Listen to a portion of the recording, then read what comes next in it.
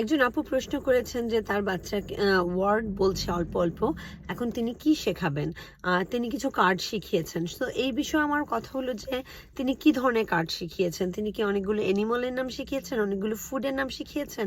So আমি বলবো যখন আপনার বাচ্চা একটু একটু কথা বলতে শুরু করবে, স্পেশালি আমরা স্পিচ ডিলে বাচ্চা বা অটিস্টিক বাচ্চার কথা বলছি, আপনি ওই সব ওয়ার্ডের দিকে গুরুত্ব দিবেন যেগুলো ফাংশনাল ওয়ার্ড, যেগুলো তার ডেইলি জীবনে দরকার। আপনার জিরাফ, জেব্রা, হিপোপটামাস এইসব শব্দ শিখে না বাস্তব জীবনে খুব বেশি এগুলো আমাদের কাজে লাগে না। আমাদের কি দরকার? আমাদের দরকার ফুড নেম, যে ফুডগুলো বাচ্চা ডেইলি খাচ্ছে, ওয়াটার, ড্রিঙ্কস নেম যেগুলো বাচ্চা চাচ্ছে।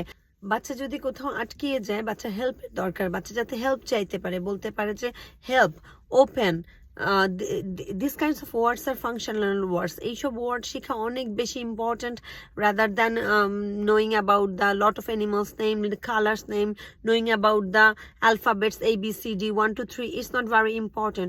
যাদের সাথে তাদের প্রতিদিন দেখা হয়, সেই সব মানুষ, যেসব জায়গায় তারা যায়, সেই সব জায়গার নাম, যেসব কাজ তারা করে, যেসব খেলাধুলা তারা করে, সেসব খেলাধুলার নাম যখন তারা শিখতে পারবে তখন তাদের যে প্রয়োজন তারা সেটা বলতে পারবে। সেই সব বাচ্চা কাচ্চা ট্যান্ট্রাম হবে না, রাগ হবে না, জেদ হবে না, কারণ তারা বেসিক কমিউনিকেশন শিখে গেছে।